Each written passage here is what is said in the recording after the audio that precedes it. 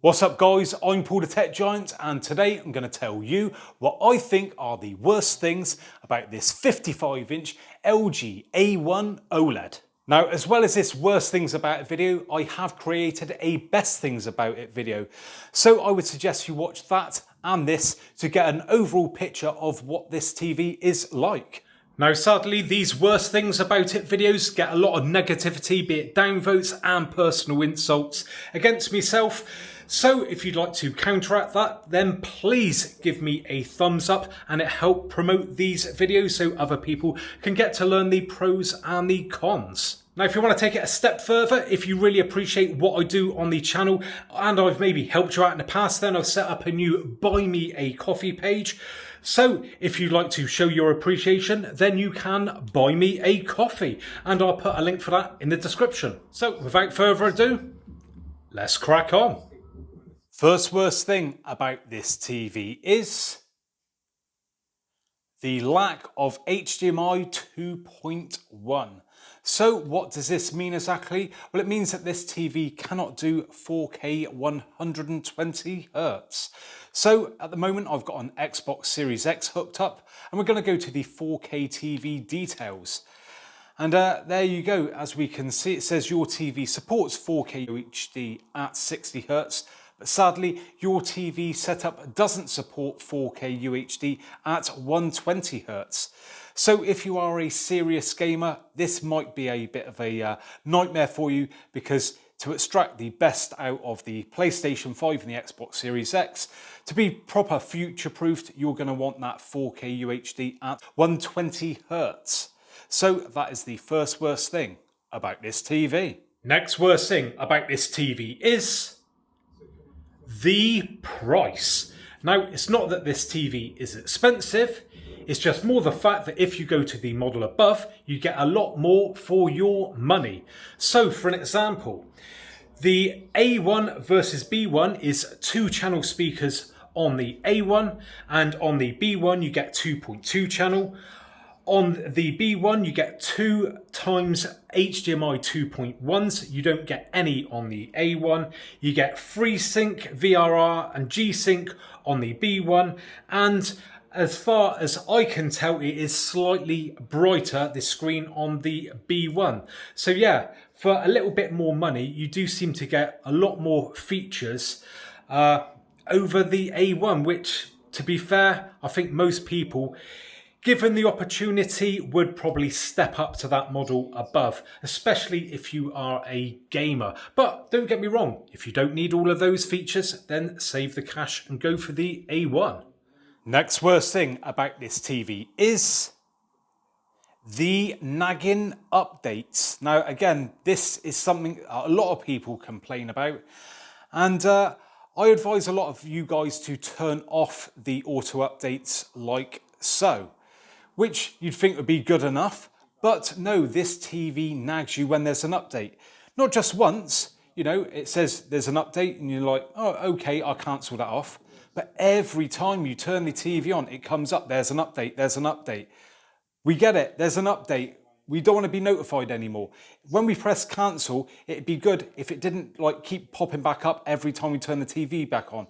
Maybe tell us in a few days' time, something like that. I know it's only a simple little thing, but when there's a bad update that LG release and you don't want to update it, it's nothing worse when they keep nagging you to do that update that you know is bad. So that is the next worst thing about this TV. Next up on the worst things list is the risk of burning. And I say this again, I always get complaints. Well, people say, why do I include burning with a worst thing? Well, as I always say, if I didn't, I couldn't live with myself. If someone went out and bought a TV off the back of my videos and then got burning on their TV a couple of years down the line and come back to me saying, Paul, you didn't say about it. So I am saying about it now. It is a very small risk. I'm going to be upfront with you guys. It is very small, and these TVs have a lot of anti-burning prevention features, but there is still a risk there. So if you're the sort of person who maybe sits there as a channel logo sat there all day, the same one, day after day, week after week, there is a small chance that over time that logo could permanently burn in, so when you change channel you will still see it. So I've got to mention it, and hopefully you can understand why. So that is the next worst thing about this TV.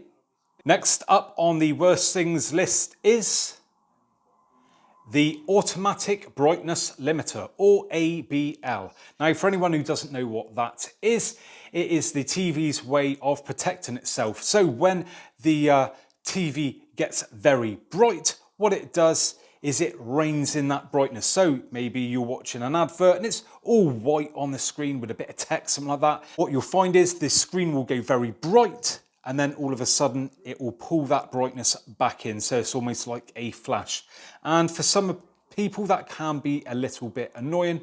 And at times I find it a little bit distracting, but I wouldn't say it is a deal breaker, but it's still something worth mentioning. Next worst thing about this TV is the new menus. So yeah, I've said this before, I'm not overly keen on the new look to it all.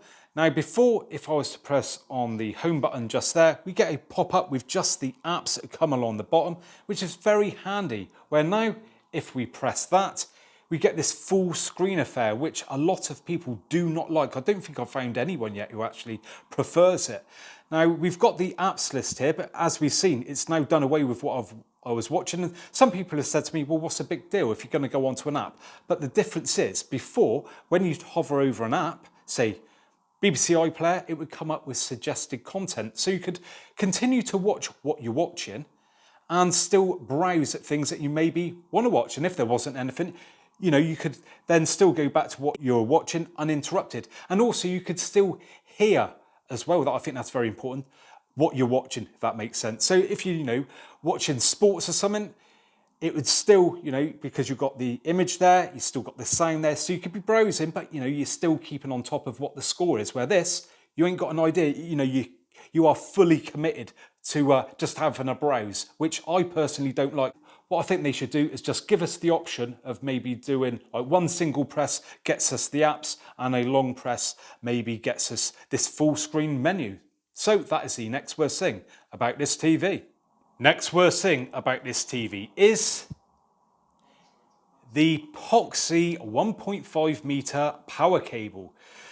So yeah, this is something I always mention, and some people say I'm nitpicking, but a lot of people agree and say it's pathetic.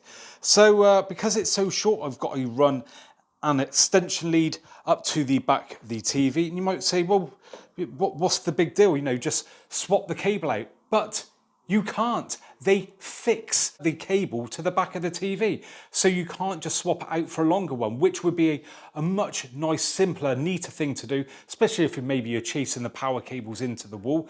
You know, otherwise you've got to have a big fat extension lead up the back. It's not ideal.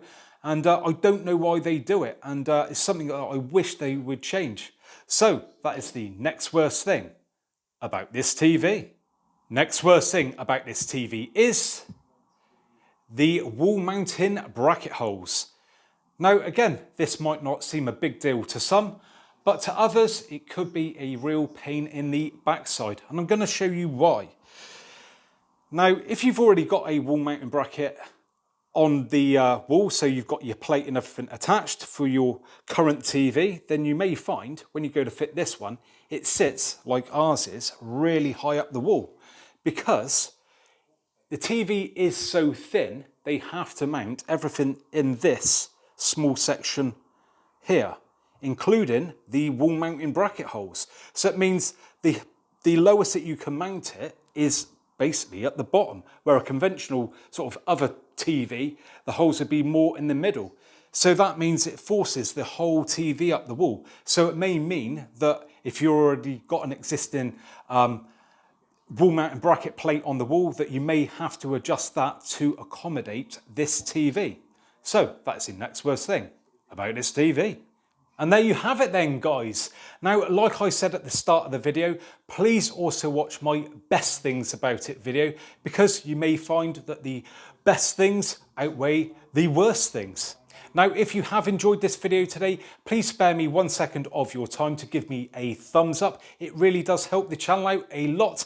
And if you haven't already subscribed, then please consider doing so. So thank you very much for joining me today, and hopefully I'll catch you guys on the next one. Bye for now.